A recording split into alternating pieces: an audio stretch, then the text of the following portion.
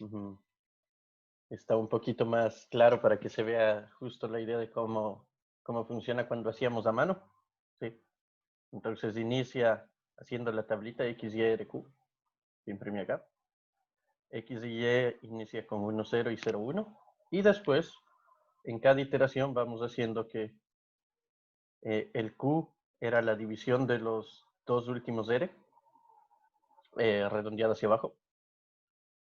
R, el nuevo R era el residuo. Y para los otros dos, el nuevo X y nuevo Y es el viejo X menos o digamos el penúltimo menos Q por el último. Penúltimo menos Q por el último. Y llenamos así hasta que en algún punto el R sea 0 y entonces tomamos la línea anterior. No esta línea del 0, sino justo la anterior es la que tiene los resultados. Este es el MSD, es 4, y este menos 162 y 145 serían nuestra garantía de que está bien calculado. O sea, es menos 162 por 1808 más 145 por 2020 es 4. Y bueno, ese era con los números de la semana pasada. Obviamente lo que ponía era la fecha para que se vea que no está arreglado. Y si corremos lo mismo con la fecha de hoy salen obviamente otros datos, pero de la misma forma. Esto es lo que se obtiene poniendo, hoy es 25 de agosto, entonces 2508 y 2020. ¿Sí? La misma tabla, o sea, el mismo tipo de tabla. Lo que nos interesa es la penúltima fila, este es el MSD, y estos dos números son multiplicados por los de acá arriba, nos da el MSD. 178 por 2508 menos 221 por 2020 es 4. Ya, ahí pueden monearle un poquito. Ahí ya parece casi una tabla. No se ve tan alineado, pero con las barritas más o menos ustedes pueden fijarse cómo funciona. Bueno, eso era solo como para complementar lo de la clase pasada, para que le tengan un poco más claro cómo funcionaba exactamente. Ahora, la clase de hoy. Y la clase pasada, a partir de eso, habíamos visto las ecuaciones lineales diofánticas que tenían solución en función del MCD. O sea, si el MCD de los números era divisor del lado derecho de la ecuación, podíamos resolver la ecuación. Y habíamos hablado un poquito de lo que son las congruencias. Pero ahora vamos a hablar con un poco más de precisión sobre eso. Así que aquí va.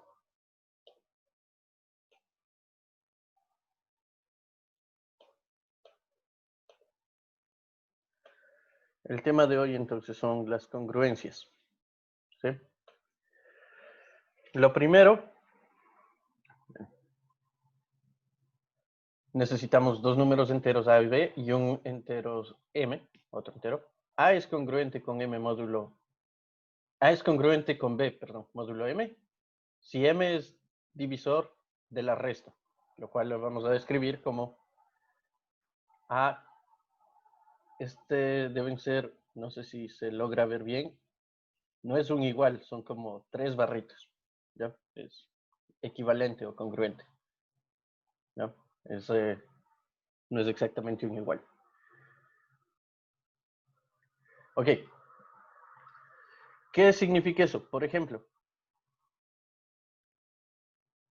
¿es cierto o no esto? 3 es congruente con 8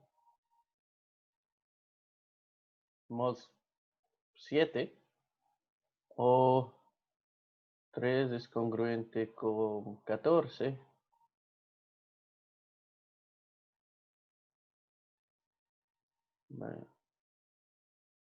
mod 11, por ejemplo.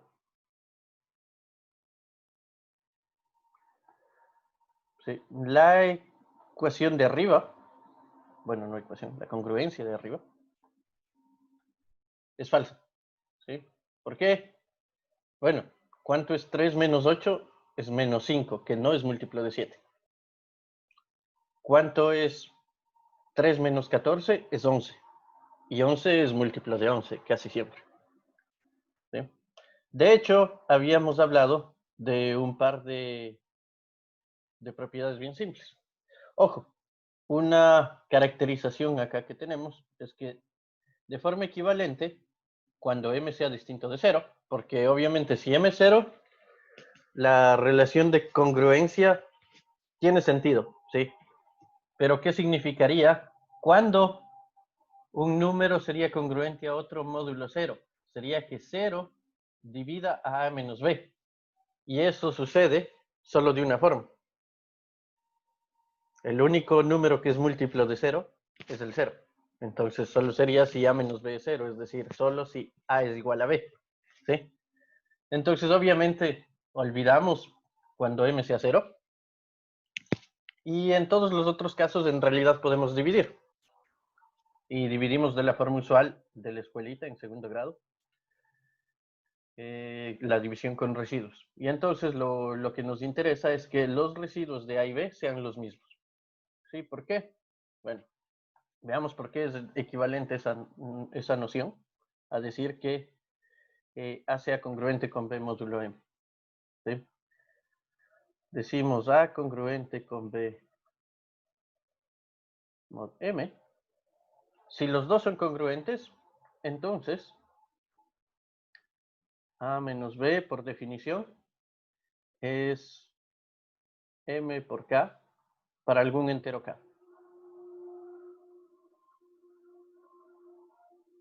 ¿Ok? ¿Ya? Y entonces, ¿qué es lo que pasa? Si hacemos la división de cada uno, si A es igual a MQ1 más R1 y B es igual a MQ2 más R2, cuando hacemos la diferencia, claramente tenemos que A menos B, que por un lado era MK, esto es M veces Q1 menos M veces MQ2, que podemos factorar, más R1 menos R2. Pero esto, por otro lado, debía ser igual a M por K. Y sabemos que los residuos, cuando sabemos dividir bien, tanto R1 como R2 están acotados entre 0 y M. Entonces, cuando hacemos la diferencia, R1 menos R2, es un número que es estrictamente menor que M y es estrictamente mayor que menos M. ¿Ya? Y lo que tenemos acá es, entonces, tenemos que M veces Q1 menos Q2. Pasémosle al otro lado mejor. R1 menos R2 es igual a M veces K menos Q1 más Q2. Y eso significa que R1 menos R2, estoy aquí, está claramente escrito como un múltiplo de M. Pero es un múltiplo de M que está entre menos M y M. El único múltiplo de M posible, porque sabíamos que todo el resto de múltiplos tienen que ser mayores en valor absoluto a M, mayores o iguales. Entonces, el único múltiplo posible es que R1 menos R2 sea igual a 0. Es decir, R1 igual a R2. Los dos dan el mismo residuo. Ese es el lado, en realidad, el más complicado. En el sentido contrario, simplemente si los dos tienen el mismo residuo, bueno, si R1 es igual a R2, restamos y esto se hace 0 y acá nos queda M por un número y ya está. ¿Sí? Recíprocamente.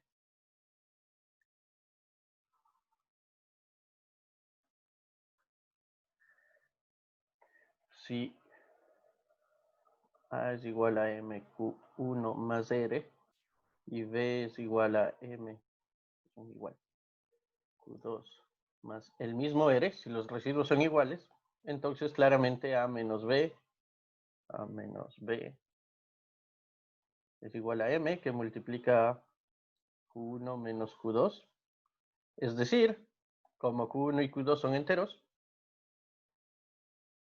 M es un divisor de A menos B. ¿Sí? Bueno, eso como una pequeña propiedad interesante. Entonces, en el fondo, hablar de la congruencia es solamente hablar del residuo. Un ejemplo que va a quedar como pequeña tarea por ahora. Intenten ustedes calcular cuánto es 25 a la el residuo de 25 a la 2020 al dividir por 8. Sí, si se fijan otra vez, mi falta de imaginación, ahí está la fecha de hoy, 25 de agosto 2020. ¿Ya? Eso en principio, si hacen en una calculadora normal, no va a poder calcular bien, porque como hace el 25 a la 2020 son números demasiado grandes y eso hacen primero, ese cálculo es un número enorme, ¿sí? Con más de 4000 dígitos. Y luego tienen que dividir por 8 y no nos interesa el resultado, sino el residuo, ¿sí? Entonces, la idea es que si hacemos eso, no parece algo muy conveniente. Sí, y hagamos otro más. 25 es fácil. Porque en realidad, ¿qué es lo que va a pasar acá? Una propiedad bien simple. En este caso es bien simple. Sí, porque estuvimos de suerte y que 25... lo que podemos intentar hacer, por ejemplo, es... Aquí en el fondo lo que estamos diciendo es, ¿cuánto es 25 a la 2020? Es congruente con algo módulo 8. Entonces la idea más simple va a ser, bueno, 25 es congruente con su residuo, porque eso es lo que estamos diciendo acá.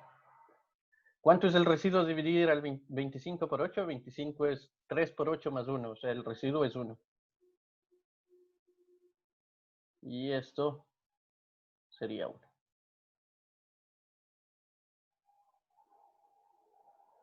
Obviamente esto estuvo muy fácil porque fue 25. ¿Qué pasa si les cambio y les digo, en lugar de 25, ahora hagan 27 a la 2020? Igual al dividir por 8. Aún si hacemos esta misma cosa, aquí en lugar de 1 va a estar un 3.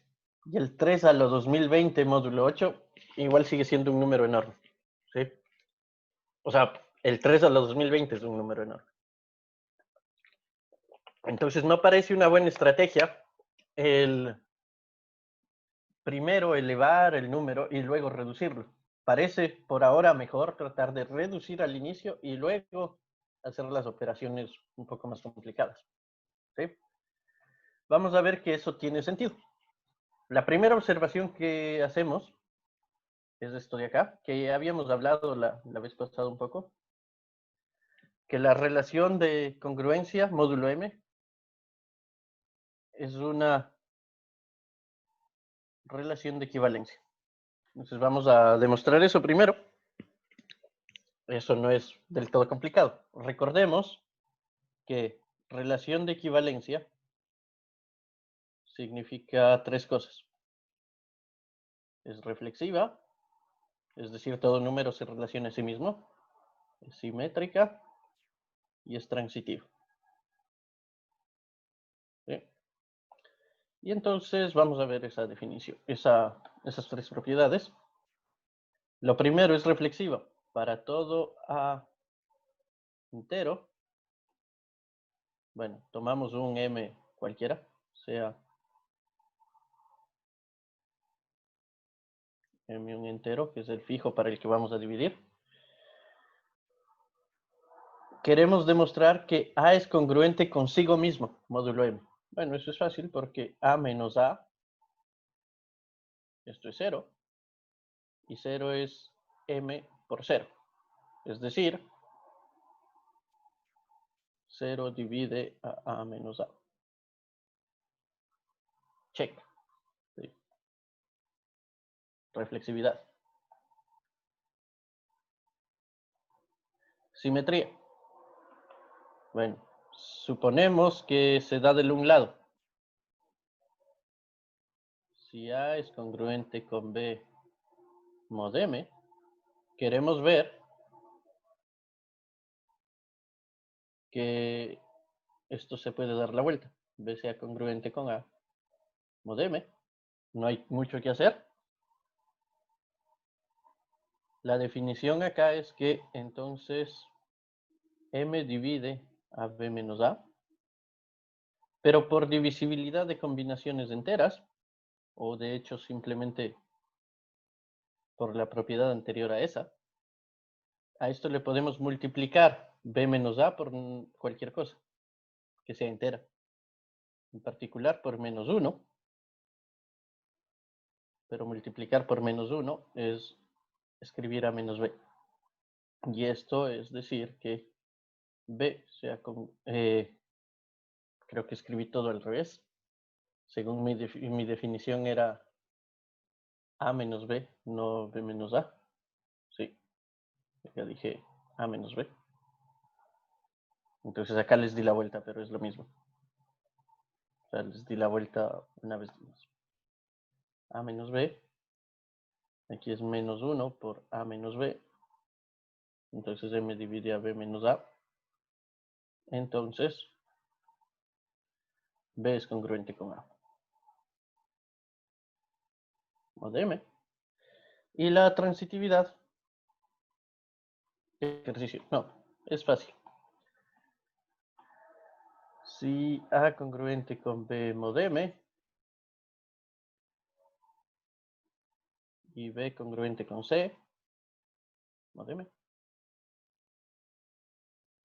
entonces, por definición, M divide a A menos B y M divide a B menos C. Y aquí sí, por nuestra propiedad favorita,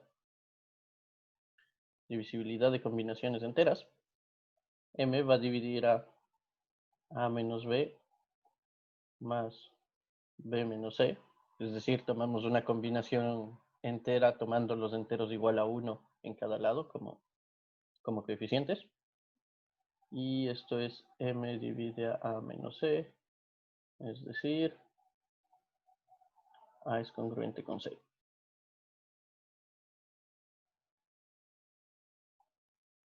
¿Sí? Acá tenemos entonces la demostración de que esto es una relación de equivalencia. Lo importante de las relaciones de equivalencia son dos cosas. Lo primero es lo que está escrito acá. ¿Dónde lo escribí? Ya. Toda relación de equivalencia implícitamente define una partición de un conjunto y viceversa. ¿Sí? Y toda partición de un conjunto va a definir una relación de equivalencia. Ese es un resultado como conocido de lógica. O de teoría de conjuntos, más bien. Bueno, ¿qué es lo que sucede entonces? Significa que podemos partir al conjunto de los enteros en pedacitos. Y donde cada pedacito,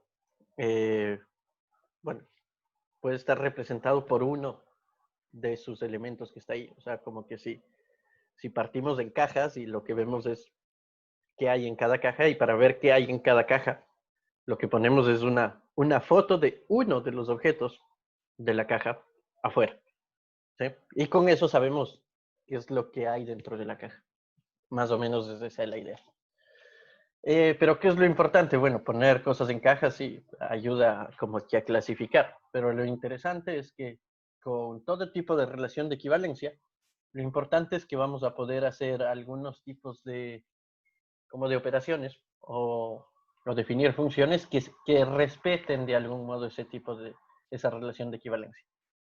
En nuestro caso, lo que vamos a poder hacer como hacíamos cosas en los enteros, que es sumar, multiplicar, etcétera, vamos a tratar de hacer lo mismo. Bueno, primero, esta es solo una notación. ¿Sí? La clase de equivalencia de A módulo M son todas las cosas que sean congruentes con A módulo M. ¿Sí? Es decir, por ejemplo, si les digo qué es la clase de equivalencia de, yo qué sé, 100 módulo 3, todos los números que sean congruentes con 100 en módulo 3, es decir, todos los números que tengan el mismo residuo que 100 al dividir por 3. Cuando dividimos 100 para 3, 100 para 3 es 33 sobrando 1. Entonces, el residuo es 1. Y después vamos de a 3 en 3. El 4 también funciona. El 7 también funciona, etcétera, etcétera, etcétera. Pero también los negativos podemos ir de 3 en 3 hacia atrás, del menos 2, etcétera, etcétera, etcétera. ¿Sí? O sea, tenemos una infinidad ahí. Y de hecho acá podemos ver que, bueno, 100 es un número muy grande. En realidad este es, en vez de poner la foto del 100 en afuera de la caja, podemos poner la foto del 1, que es como más cortita, más pequeña, más fácil de distinguir. O la foto del menos 2, por ejemplo. Una cuestión en particular medio obvia es esto de acá. La clase del 0 es la misma que la clase de m. Son los múltiplos de m. ¿Sí? Porque son todos los números que al dividir por m tienen residuo 0.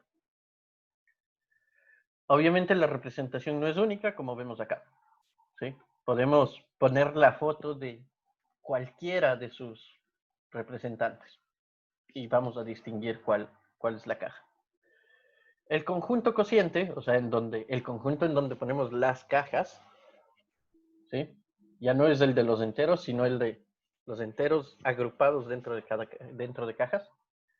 El conjunto de estas cajas se lo escribe como z partido por mz. Esto tiene una notación justamente de que estamos haciendo un conjunto cociente por los múltiplos de z como anillo, etcétera, etcétera. Pero por ahora, con esto basta. ¿Sí? De hecho, una notación como equivalente, casi, es en lugar de escribir z sobre mz, que es como muy largo, eso escribimos z sub m. ¿Sí? Eso es simplemente por... Ah, perdón. Escribimos simplemente z sub m. Y entonces a veces en lugar de escribir a congruente con b módulo m, solo escribiremos a es igual a b en zm. ¿Sí? Escribiendo en dónde son iguales. O sea, aquí podríamos decir 4 es igual a 100 en Z3. ¿Sí? O 0 es igual a 25 en Z5, que los dos son múltiplos de 5. Y una propiedad bien simple es que ¿cuántas cajas tenemos acá? Bueno, lo que habíamos dicho es que salvo cuando era la módulo 0, lo que podemos hacer es ver los residuos. ¿Cuántos residuos distintos podemos tener al dividir por m? Tenemos m, porque podemos tener residuo 0, 1, 2, etcétera, hasta m-1. Hay m distintos posibles residuos. ¿Sí? Esto se obtiene de esta pequeña caracterización de que los residuos es lo mismo que hablar de las clases de congruencia. Bueno, hasta ahí va la primera hoja.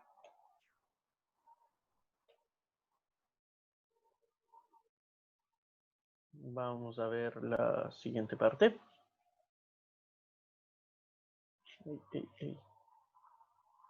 Okay.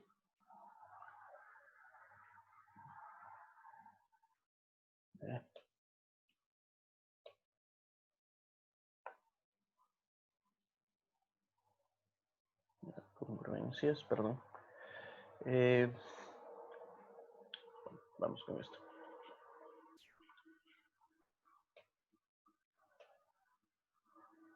Entonces, como les decía, lo importante de tener clases de equivalencia en el fondo es que, si se quiere, lo que vamos a hacer es, al hacer una función, lo que estamos haciendo es preguntando, haciendo una pregunta a la entrada de la función. Pero en el caso de que tengamos una relación de equivalencia, lo que nos interesa es que si hacemos la misma pregunta a todos los elementos de ahí, todos nos van a dar la misma respuesta. ¿Sí? Esa es más o menos la idea. Entonces, nuestra función o nuestra pregunta, etcétera, es como, ¿qué pasa si sumamos dos cajas? Pero lo que podemos decir es, ok, podemos definir una suma de cajas o suma de clases de equivalencia como la clase de A más la clase de B es la clase de A más B, ¿sí? De la forma más sencilla posible. Y la de el producto es la misma cosa, pero o sea, también la definimos de forma inmediata, como clase del producto, producto de clases. ¿Sí? O producto de clases definido como clase del producto. Aquí usualmente debería haber puesto como aquí un par de puntitos aquí o escribir que esta es la definición. ¿Ya? Pues, a veces se usa esa notación para decir que estoy definiendo lo de la izquierda con lo que está escrito a la derecha. Así como cuando se programa, a veces se escribe, digamos, es decir, esto significa, estoy asignando el valor 5 a A. Aquí sería algo parecido. ¿Sí?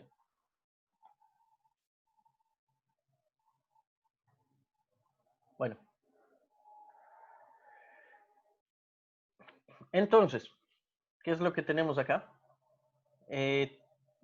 Esto se ve bonito, pero lo importante es que tenga sentido. O sea que si tomo dos elementos distintos de mi caja, en realidad me da el mismo resultado.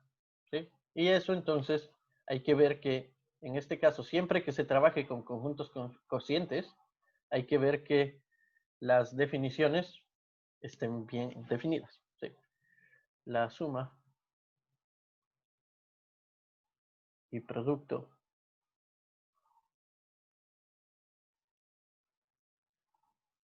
en ZM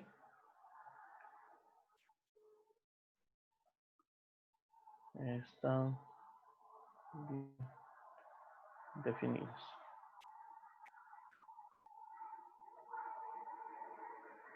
Voy a hacer el ejemplo de la suma. No, vamos a hacer los dos. De hecho, son bastante simples. Entonces, por ejemplo, ¿qué pasa si tenemos dos representantes? Si A es congruente con A' mod M y B es congruente con B' mod M. Por definición, entonces M divide a A menos A' y M divide a B menos B'. Pero entonces, por divisibilidad de combinaciones enteras, que es lo de siempre, M divide a menos A' más B menos B', pero esto le podemos reescribir. M divide a más B menos A' más B'. Simplemente estoy reescribiéndole, reagrupando, pero esto significa que A más B es congruente con A' más B' mod M. Es decir, están en la misma caja. ¿Sí? Sin importar si yo haya tomado A o A' y B o B', el resultado cuando le sume va a caer en la misma caja. Van a ser equivalentes. Casi de forma similar,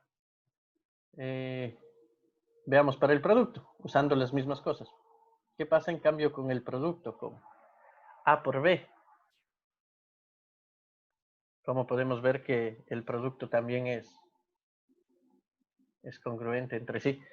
Que A por B es congruente con A' por B'.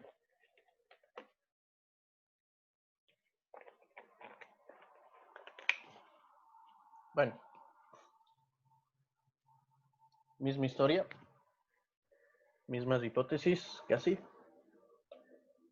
No quiero esto.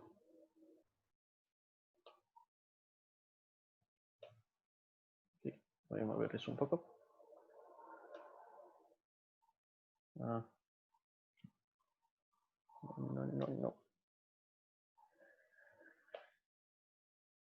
Bueno, por ahora le muevo un poco ahí, para que no me estorbe. Ya. Copiamos esto.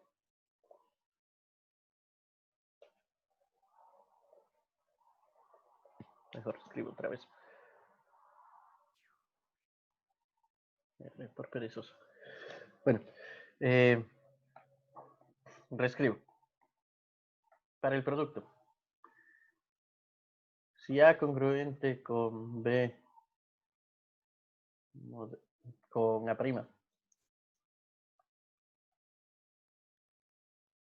mod M, y B congruente con B',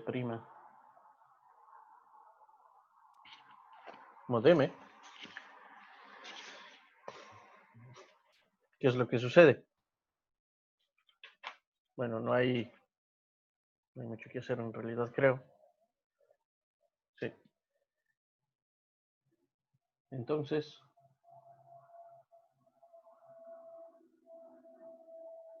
existe un K, tal que K entero, tal que A' es igual a MK más A. Sí, porque simplemente, bueno, acá le reescribo, que creo que esta vez, sí, esta vez haría falta escribirlo.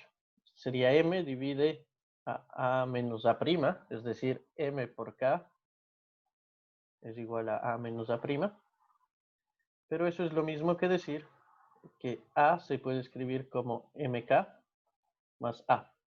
Y de la misma forma, existe un J entero, tal que B es igual a JK más B', y multiplicamos. Entonces A por B sería igual, propiedad distributiva, esto es MJK cuadrado más AJK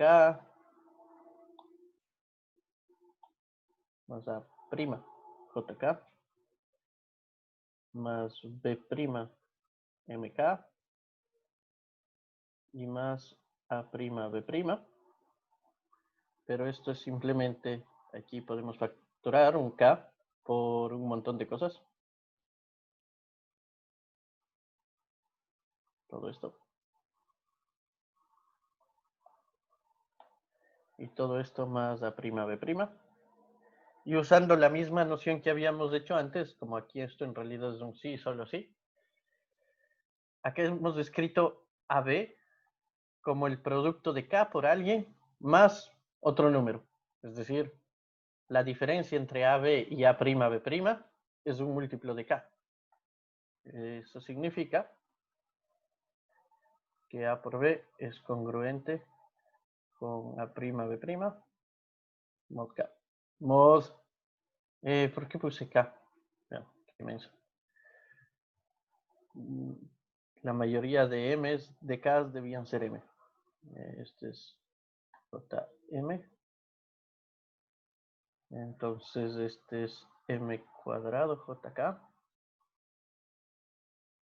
Aquí es A'Jm.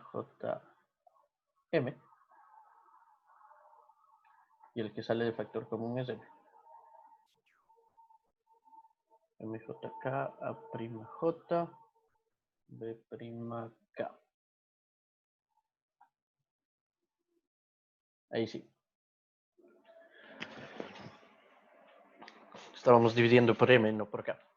Ya. Entonces tenemos que esto va a estar bien definido. ¿Sí? Lo cual significa que vamos a poder hacer lo que intentamos hacer hace rato. Es decir, para operar, si yo les digo, calculen 25.384 por 14.256. Todo esto calcula en módulo 10. ¿Qué es lo que podrían hacer? Lo que pueden hacer es hacer cada uno módulo 10. ¿Sí?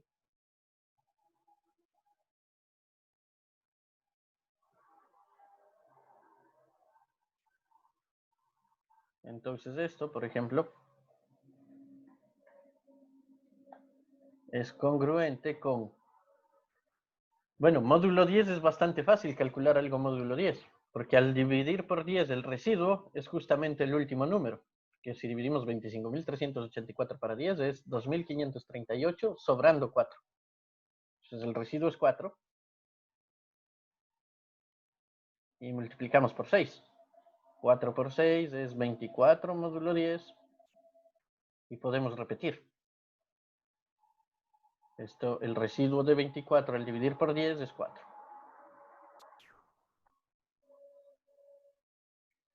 Y podemos ver que esto fue mucho más corto que haber hecho toda esta operación que no tengo ni idea de cuánto saldrá. ¿Sí? Porque lo que me preguntaban solo es cuánto es de esto módulo 10. No necesito calcular toda esta operación. ¿Sí? Esa es la idea de, o lo importante acá, que podemos reemplazar cualquiera de sus valores por otro que sea equivalente. Cambiamos este valor por este. ¿Sí?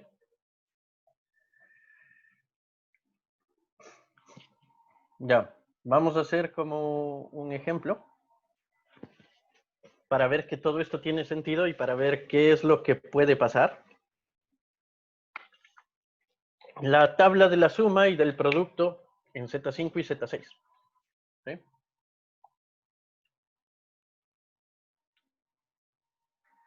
Entonces en Z5 vamos a hacer la suma.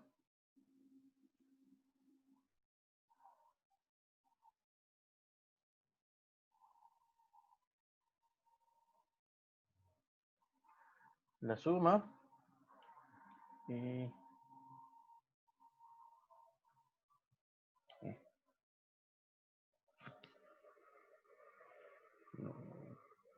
mejor con este. Exacto.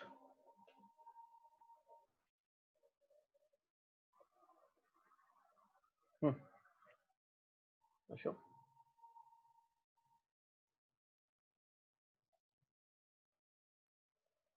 Ah, se pegó acá arriba.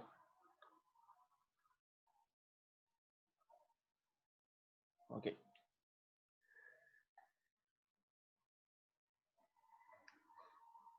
Entonces vamos a hacer aquí la suma y el producto. Para la suma, bueno, todos los posibles residuos al dividir por 5, 0, 1, 2, 3, 4, 0, 1, 2, 3, 4. Y sumamos con la idea como en un reloj, cada que da la vuelta regresa a 0, ¿sí? O los días de la semana. Entonces 0 más 0 es 0, 1, 2, 3, 4. 1 más 0 es 1, 1 más 2 es 2, 1 más 1, 2, 1 y 2 son 3, 1 y 3 son 4. Y aquí comienza a hacer las cosas interesantes porque 1 más 4 es 0. ¿Sí? 1 más 4 es 5, pero 5 módulo 5 es lo mismo que 0. Y acá vamos con lo mismo. 2, 3, 4, 0, 1. 3, 4, 0, 1, 2. Y 4, 0, 1, 2, 3.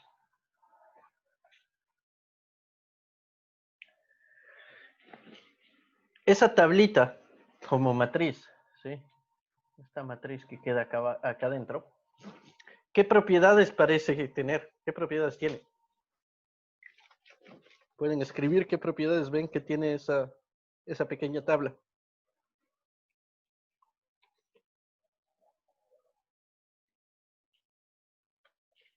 Todas las propiedades que puedan verlas a partir de la tabla que se ve.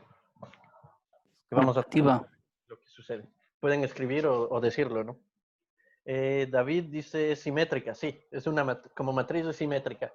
Y eso significa que como operación, la operación es conmutativa, ¿sí? Lenovo también dice lo mismo, es simétrica. Hay otra propiedad más, que es un poquito más interesante por ahí,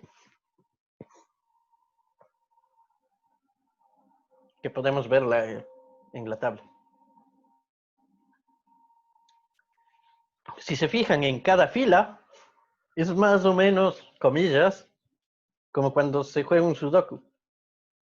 En cada fila aparece cada número una sola vez y en cada columna también. ¿Sí?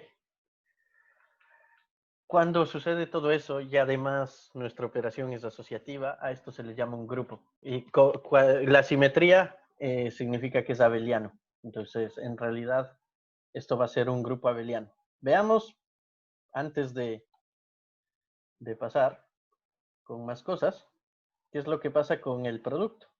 ¿Sí? Con el producto. Misma historia, 0, 1, 2, 3, 4. 0, 1, 2, 3, 4.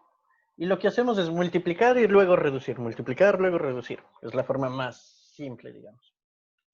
0 por 0 es 0, 0 por 1 0. Bueno, acá siempre va a salir 0, ¿no? Y acá también. 1 por 1 es 1, por 2 es 2, por 3 es 3, por 4, 4. 2 por 1, 2, 2 por 2, 4, 2 por 3 es 8, que módulo 5 es 3. Y 2 por 4 es 8, perdón, ¿qué es lo que dije?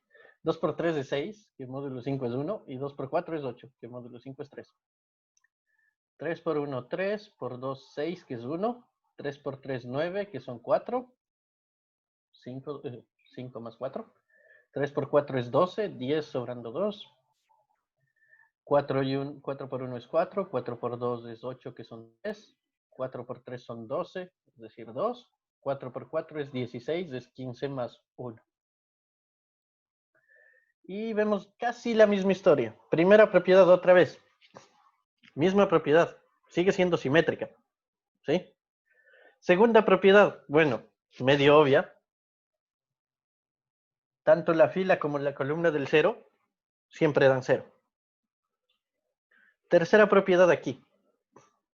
¿Qué pasa si nos olvidamos de esa fila y de esa columna? O sea, nos quedamos con lo que quedó acá a la derecha y abajo de la parte resaltada. Se cumple otra vez esta propiedad de que parece un sudoku, ¿sí? De que en cada fila y en cada columna aparece cada número una sola vez, ¿sí? Eso sucede acá. Veamos si eso es cierto siempre. ¿O será que solo estuvimos de suerte? Entonces hacemos lo mismo para Z6. Esta vez voy a tratar de hacer un poco más rápido. Igual siempre limitado por mi velocidad de escritura. Pero bueno.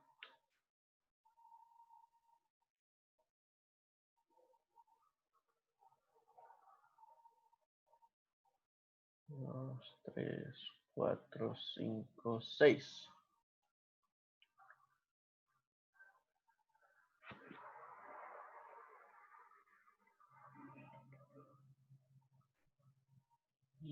¿Se pegó? No. Veamos si...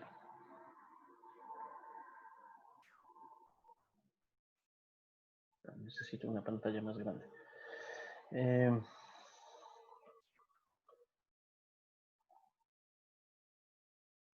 Se pegó acá arriba. Ya. Ahí está, Z6.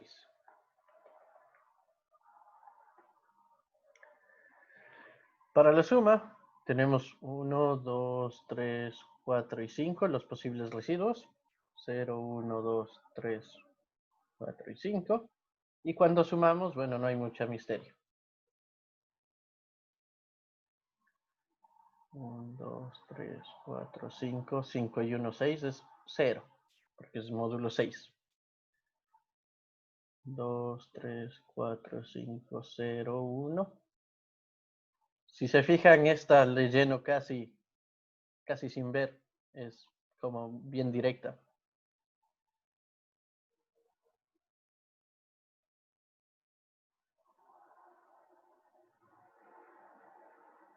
Porque la de la suma, además de la propiedad de ser simétrica y de parecer un sudoku, si se fijan, como que puedo irle llenando por diagonales más o menos. Aquí va 0, aquí va 1, aquí va 2, aquí va 3, aquí va 4, aquí va 5 y regresamos. 0, 1, 2, 3, 4. Bueno, no hay misterio, sigue siendo simétrica, sigue siendo como un sudoku. Acá, para el producto, va a ser un poco más interesante. Y este nos vamos a detener un poquito más. Vamos a fijarnos en esto un poco más.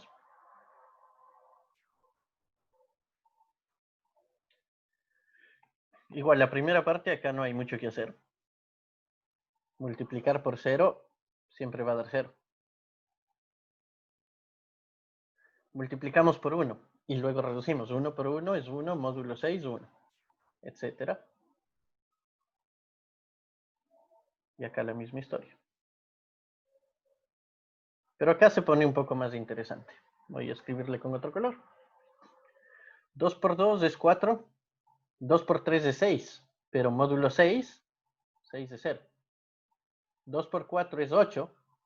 Módulo 6 es 2. 8 dividido para 6 es 1 sobrando 2. 2 por 5 es 10. Que el residuo al dividir por 6 es 4. 3 por 2 es 6, que es 0. 3 por 3 es 9, que es 3. 3 por 4 es 12, es 0. 3 por 5, 15, es 3. 4 por 2 son 8, que es 2. 4 por 3, 12, es 0. 4 por 4, 16, 4. 4 por 5 es 20, es 2. 5 por 2, 10, son 4. 5 por 3 son 15. Módulo 12 es 3. 5 por 4 son 20, que es 2. Y 5 por 5 es 25, que es 24 más 1.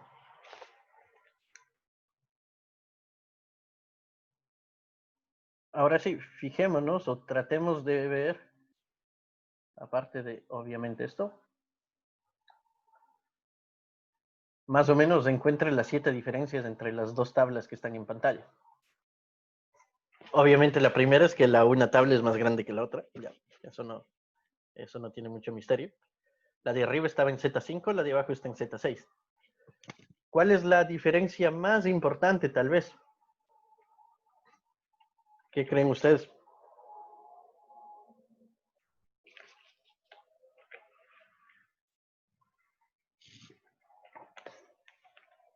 Todos en 25 tienen inverso. O sea, en Z5 tienen inverso, perdón. Sí, ya no hay elemento único por fila, exacto. Acá en el fondo, sí, lo que dice Ronaldo, todos en Z5 tienen inverso, es equivalente a decir que en cada fila siempre podíamos encontrar un 1. Y de hecho, en cada fila podíamos encontrar cada número, ¿no? Y en cada columna también. Acá abajo, en la fila del 2, va a ser imposible encontrar un 1. En la fila del 3 también. En la fila del 4 también. Ya no sería un grupo, exacto. ¿Sí? Solo como un recuento cortito. Un grupo, para quienes no, tal vez no estén tan al tanto, etcétera, etcétera, y para los que no, sí, nunca es malo recordar. ¿Sí? Un grupo es un par, es un conjunto, G, y una operación, que verifican lo siguiente. La operación es una operación que a dos elementos del grupo nos da como resultado a alguien del grupo. O sea, con eso tenemos la primera propiedad, que es como clausurativa. Propiedad 0. Propiedad 1 es que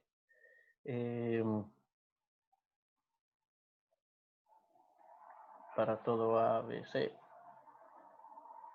No, comencemos por las más simples. Existe un E en el grupo, tal que E asterisco A, tal que para todo A. grupo A por E es igual a E por A, y eso es A. Segunda propiedad, a este se le llama el neutro. Para todo A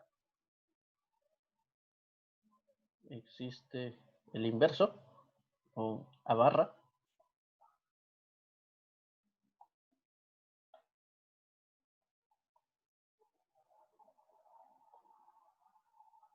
Tal que al multiplicar a los dos lados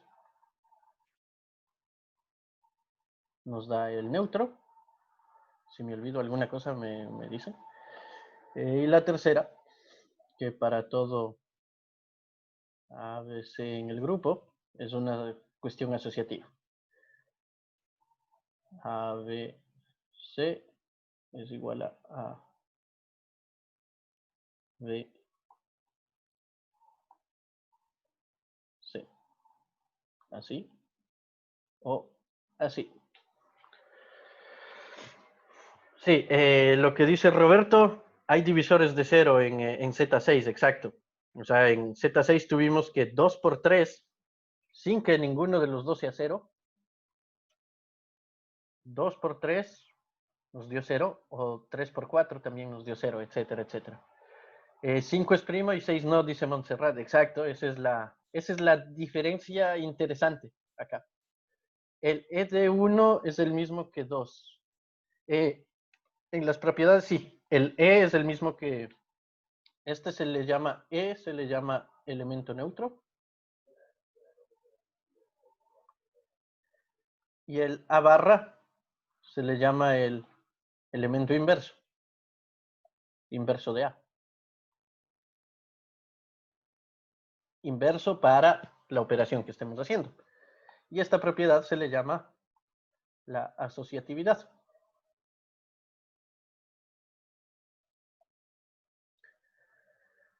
No, más que de transitiva es asociativa. Y aquí, en este caso, bueno, esto históricamente, etcétera, etcétera, cuando definieron estas cuestiones de grupos que en principio salieron de otras nociones, en realidad en el fondo más complejas, que es como buscar todas las raíces de polinomios, etcétera, etcétera, hubo dos personas o dos grupos que definieron de forma distinta. Para unos, con lo que pusimos ya era suficiente, ya eso le llamaban grupo. Pero para un señor matemático sueco de apellido Abel, para él, su noción de grupo debía incluir además nuestra idea de que la tablita era simétrica, es decir, la conmutatividad.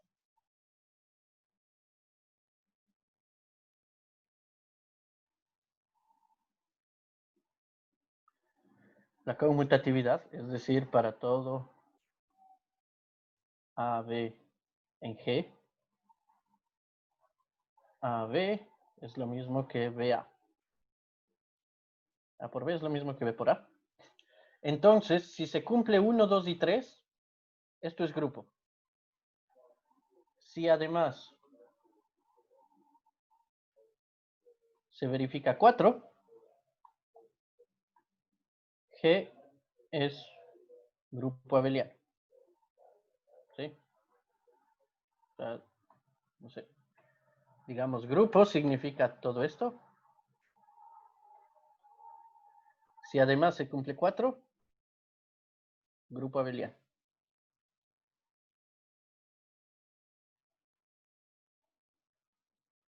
Abeliano. Ya.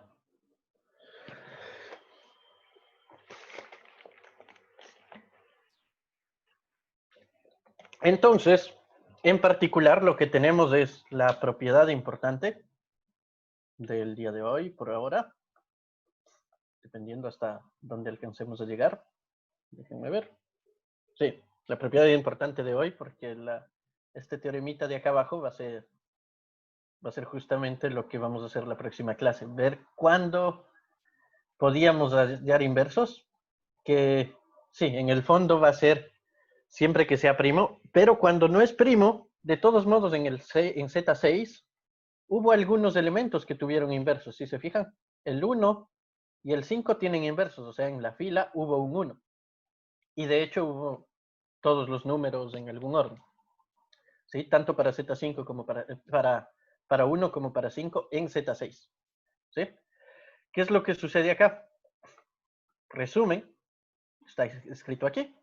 Las propiedades son estas. Zm con la suma va a ser siempre un grupo abeliano, sin importar el valor de m. Bueno, hablar de la resta no hay mucho que decir. Restar es, incluso en los enteros, no hace falta definir del todo la resta. Restar es sumar el negativo. ¿Sí? La resta entonces es sumar el inverso aditivo. Aquí debería poner un enter. ¿Sí? Separar. Y esto debería ser otra línea. Con el producto hemos visto entonces que no siempre es un grupo abeliano. Puede haber elementos sin inversos, ¿sí? Que es lo que pasó en Z6. Lo que en realidad va a pasar es que cuando m es un número primo, entonces sí va a haber inversos. Eso vamos a demostrarlo, pero eso lo vamos a hacer el jueves, porque ahorita ya prácticamente estamos sin mucho tiempo. O sea, al menos no el suficiente como para hacer este teorema que es bonito, pero es un poquito más largo que para hacerlo en 5 minutos. De todos modos, les digo de qué se trata. Bueno, se les llama, en inglés le dicen Fermat's-Lidl Theorem, que la verdadera traducción al español, cuando uno dice Lidl, es decir hito o ita. Entonces sería el teoremita de Fermat, ¿sí? O usualmente le escriben como el pequeño teorema de Fermat. Suena más bonito. Pero la traducción como más decente sería decirle el teoremita. ¿Sí? Con cariño o no. O por decir que es muy pequeño. ¿Ya? Y lo que dice es que cuando tenemos un primo, entonces elevar cualquier número a la potencia p-1 me da lo mismo que simplemente tener 1. ¿Sí? Cualquier número elevado a la potencia p-1, cualquier número que no sea un múltiplo de p, porque obviamente si es un múltiplo de p, módulo p es 0. Y entonces al elevar a cualquier potencia va a seguir siendo 0. Pero todos los demás, al elevar a la potencia p-1, me va a dar p. Si se quiere, eso va a ser equivalente a decir que, como decíamos, el 0 me dañaba esta condición para todos, no me dejaba poner acá que sea para todo entero. Acá sí puedo poner para todo entero. Si multiplico una vez más por a, me va a quedar a, incluso para el 0. ¿Sí? Y la otra condición es que, acá otra vez me faltó un enter, si p es primo y a no es múltiplo de p, entonces en realidad podemos de hecho encontrar el inverso. Y encontrar el inverso no es más que multiplicar el número a la potencia p-2. En el caso general, a va a tener un inverso en Zm solo si a y m son coprimos. Eso vamos también a demostrarlo en la próxima clase. Y bueno, y vamos a hablar en la próxima clase también un poquito de cuestiones, un poquito más sobre cuestiones de codificar, que me parece importante tener claro que como ya sabíamos qué significa codificar y decodificar, pero el problema está en que a veces uno intenta decodificar de forma no adecuada y ahí se daña todo. Pero no es que esté encriptado, sino solo que están mal codificadas las cosas, o mal decodificadas. Como cuando intentan abrir un archivo ejecutable con bloc de notas. Yo qué sé, le sale cualquier cosa que no tiene sentido alguno. ¿Sí? O sea, intenten abrir un archivo PDF con bloc de notas, un archivo, yo qué sé, de una extensión rara, que sea como específico, que se abra con un software específico. Intenten abrirlo con bloc de notas, se abre. Pero no tiene sentido lo que se ve. ¿Sí? O sea, son un montón de símbolos que no tienen en principio sentido. ¿Sí? Entonces eso es justo la idea del... Está codificado para que se decodifique con el programa adecuado. ¿Sí? Vamos a hablar un poquito de eso más y de la criptografía de clave privada, que es en cambio justo la idea de hacer una función que tenga inversa, que sea más o menos fácil de calcular, pero nos la guardamos. Viviana dice si pueden encender sus cámaras. Les va a tomar una foto para el recuerdo.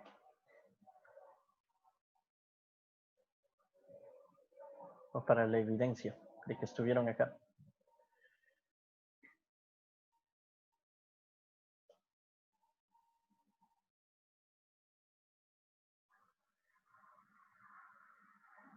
Bueno, creo que por ahora, entonces quedamos ahí. La próxima clase vamos a verificar este teoremita. ¿Sí? Es chiquito. Se le dice también pequeño teorema o teoremita porque el último teorema de Fermat es como que el teorema grande que duró varios años para realmente ser demostrado, hasta Andrew Wiles en el 94, etcétera, etcétera. Bueno, con eso les dejo por hoy. Cuídense y no contagien a la gente de coronavirus ni se contagien ustedes. Listo, muchas gracias por asistir. Recuerden que la próxima clase es del día jueves a las 2 de la tarde de Ecuador. Y gracias, David, por compartirnos tu conocimiento. Termino de grabar.